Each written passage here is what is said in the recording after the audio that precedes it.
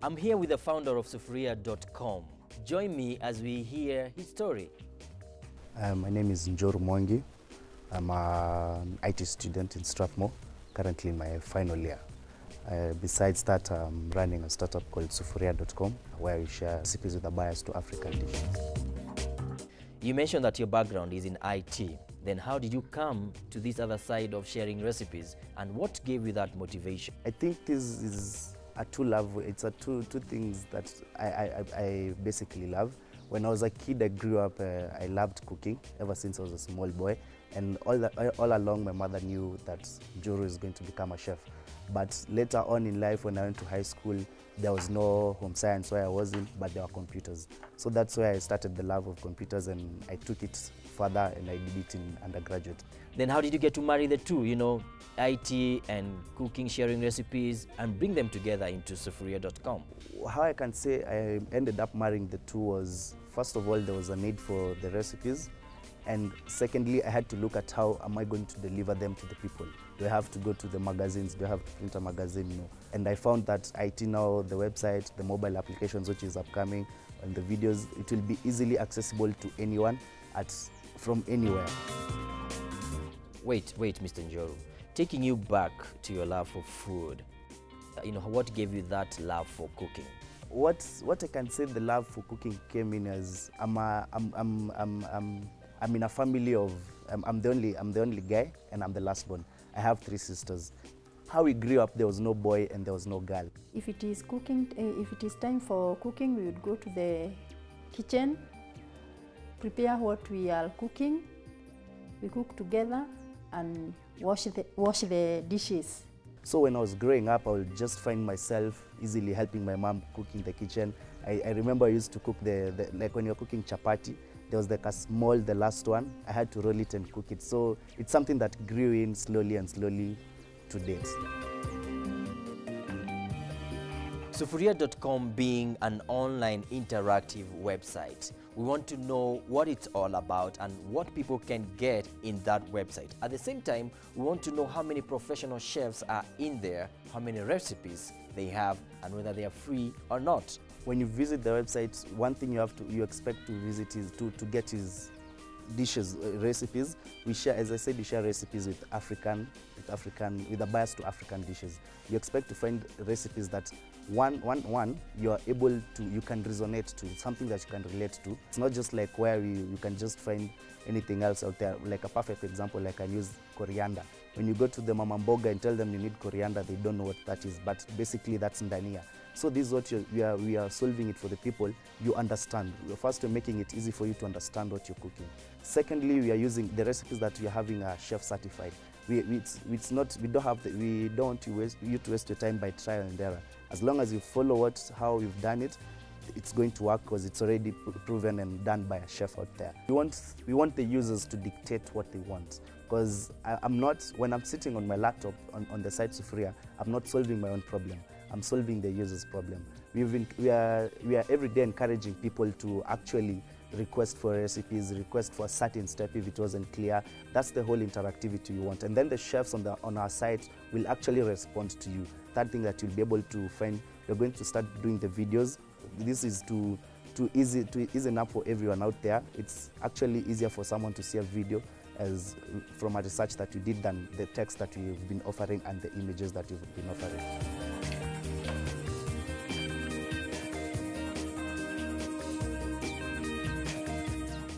Since the recipes are free, how do these guys make money at Sufuria.com? Yeah, the recipes are free for anyone to view, free for you to download. But what you're going to make the money is basically from the product placements, people who offer kitchen stuff, from the microwaves to the ingredients to the cooking oils, all that. We're giving them value by actually letting people know how to use their products. So that's where you're going to make our money, through direct advertisements to people who are interested in their product. Sufuria.com is up and running, and you are in IT, yet selling these recipes out there. Are you a professional chef yourself, or have you done anything to do with cooking? That's something that I'm going to do once I'm done with my undergraduate. I'm already considering where I'm going to do something more professional in terms of cooking, because for me now, all I do is passion.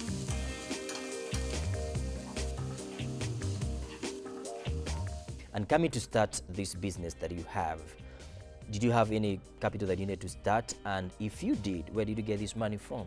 Mainly, most of the money came from family. Family, they've been very supportive. And also my incubator where I am in IBs, they've been very supportive as well. But also you have to be smart for you to succeed. Personally, I've been doing websites for people for over 5 years. I have a portfolio of 70 profile of people I've done websites for them. So what I've been doing all this time, whenever I create a website, all the money, I don't take anything, it's channeled back to the business, because I have a greater goal that I'm looking at. Every business faces challenges. Let's hear what Mr. Juru faces. Like, you're called in the morning, you need to make a payment in the afternoon. You don't have where you can go and an overdraft in the bank that you can actually go and do it. You have to know how to do it. The other challenge I can say is, but it's not a challenge as I say, it's something that I enjoy doing, juggling between the class and working at the same time. I have to take more units in the evening and so that I can free my day. But I think it's more fun for me. It ends up being fun and it motivates me to do it every day. And in taking this business, Sufuria.com, to the next level, what are your future plans? My future plans for Sufuria.com is, first, you want to cover Kenya first. We want to do all the different cultures, the foods. We are going to do the different cultures and embrace it. After that, in the next 2-3 years, we'll go East Africa. And our goal in 5 years is to be everywhere in Africa, whereby you can get fufu when you're seated in your home in Langata.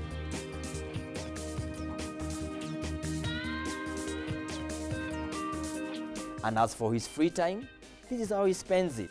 I have very minimal free time, for sure, I can say, because my day starts at 5:30.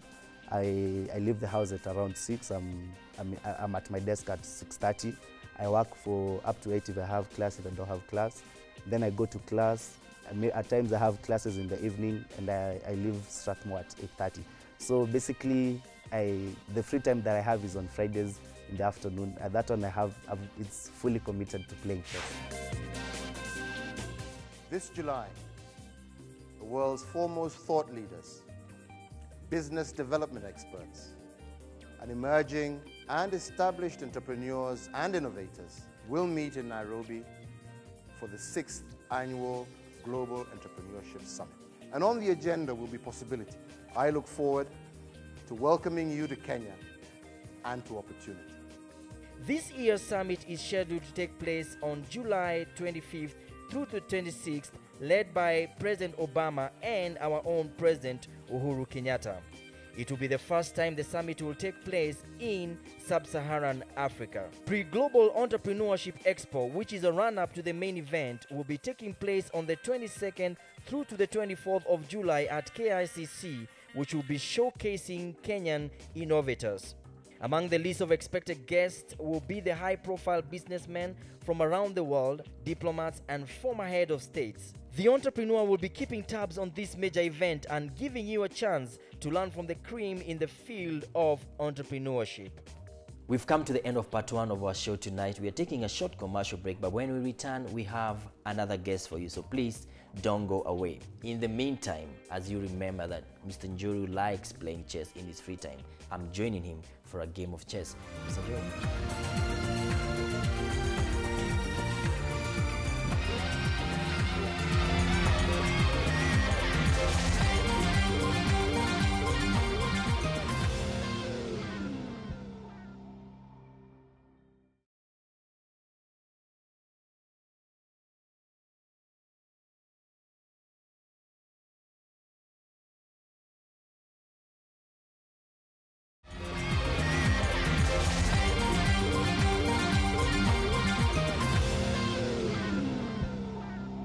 Welcome back from the break, and if you're joining us in the second segment of The Entrepreneur, our second guest is a lawyer who chose the farms instead of the courtroom. Please join me as we learn more from him.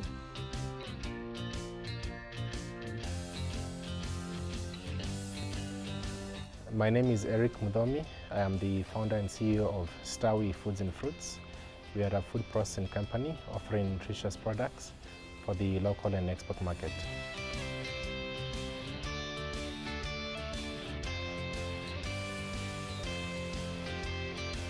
Switching from one career to the other, low-end food processing business, what gave Eric that motivation? So I was born in Nyeri, but we moved to Nairobi when I was starting my standard 1. Then I studied from class 1 to upper primary in Nairobi Primary School, after which I joined Mountain View where I finished my standard 8. Then after that I joined Sunshine Secondary School from Form 1 to Form 4, after which I went and joined Catholic University where I studied law for 4 years. I didn't get a chance to practice. So the reason I got into food processing business is I wanted to create an impact in 3 areas, mainly in providing markets for farmers in Kenya, creating jobs for youth and women who do not have jobs that they can use to sustain their lives, and thirdly, to provide world-class, locally manufactured products for consumers in Kenya and the rest of Africa. When I started Stawi Foods, it was simply an idea. That was back in my final year in campus, because I had toyed with this idea for some time, but I thought it's high time that I got it going.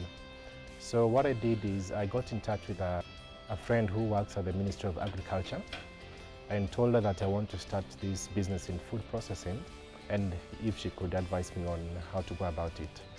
So she put me in touch with an incubation center under the Ministry of Industrialization that helped me to develop the prototype and then develop the business idea, after which I then eventually got a product and put it into the market after about 1 year. So when I looked at the value chains in Kenya, I saw that banana, number one, the farmers have very many challenges in terms of access to markets and a big challenge in post-harvest loss, because we know banana is highly perishable and the fruit cannot last so long before it goes bad. So many farmers end up losing their product because before they're able to sell it to a trader, the product is already bad. So I thought, how can we provide a solution for these farmers and build a business out of that? So when I got assistance from the incubation center under the ministry, they showed me how we could add value to banana and extend the shelf life and convert it into flour, which is a product that has a very viable market. So what happened is I teamed up with farmers in Meru, up to 300 farmers. And the arrangement was that the farmers would source their bananas from their farms. We would have a central processing unit in Meru where we would process the bananas and then pack them, and then I would bring them to the market in Nairobi. Then what happened was, over the years I saw that the biggest demand for the product was actually in the international markets, where there is huge demand for gluten-free and organic foods. So we currently do exports of the banana product to international markets. Then going forward, I saw that there was an opportunity in the healthy foods category in the Kenyan market, with a major focus on the baby food sector. So I developed a nutritious porridge for children from 6 months to 5 years that can really give children in Kenya the right start in life.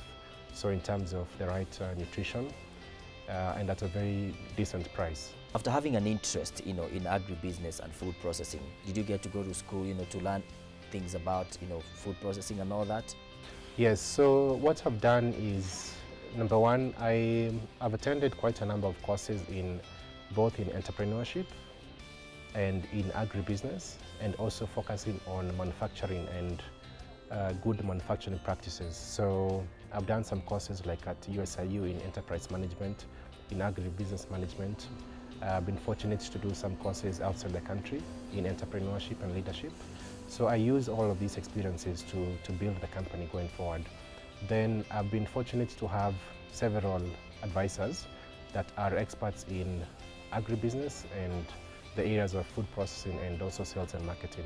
Apart from your favorite banana flour, I would say, which other products do you have at Stawi Foods? So besides the banana flour, we also manufacture 2 pre-cooked porridge flours for children and for adults. So these products are basically looking to provide nutrition to consumers in Kenya and give them the right nutrients they need for them to thrive in society. So for instance, our baby porridge has a perfect blend of vitamins, minerals, energy, protein for children from 6 months who have started weaning. And then our adult porridge has also the right mix of ingredients for anyone looking for a healthy breakfast option.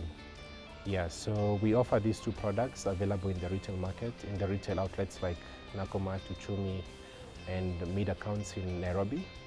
And the target is basically to nourish Kenyans with locally manufactured products that support the local economy. When you were starting, you were just a student and who had a dream, to start their own business. Where did you get your starting capital, to move out and, get into business? So my startup capital was mainly from my parents, because they believed in the vision that I had, and they put in money actually into the business that got me started, because I didn't have any money at that time, but they were very generous in supporting the dream that I had. Then as I went along, I got some support from various organizations that have helped us buy equipment, for instance, and they've helped us with technical assistance that we couldn't afford on our own, like developing the products, marketing, knowing which equipment to buy, etc.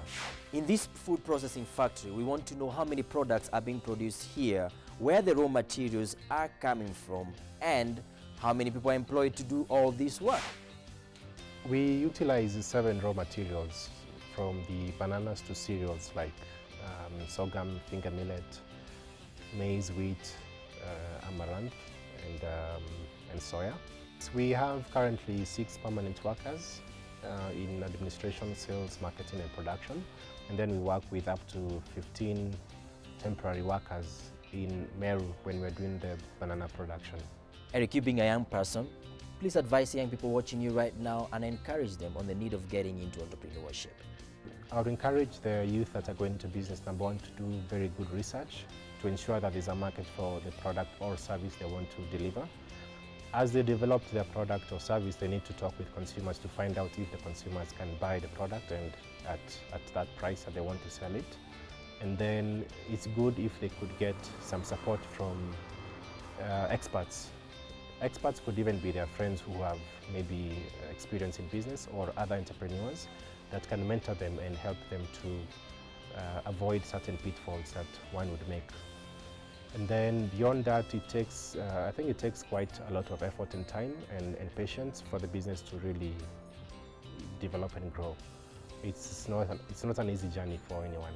Eric, Forbes Africa magazine named you as the top 30 under 30 most promising young entrepreneur. Talk to us about that and any other award that you've gotten recently.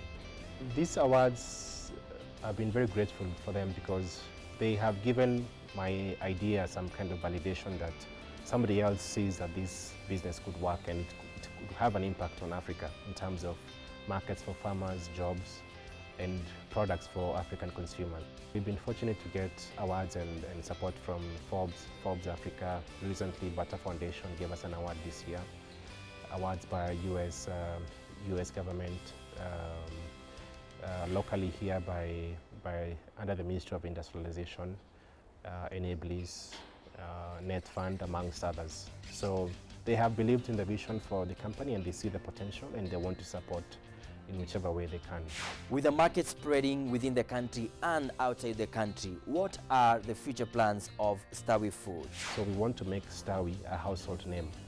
Then beyond that, we are looking at expanding beyond Kenya to providing the nutritious products to consumers in East Africa, and other parts of Africa, because our vision is ideally to create a Pan-African indigenous industry that supports local farmers.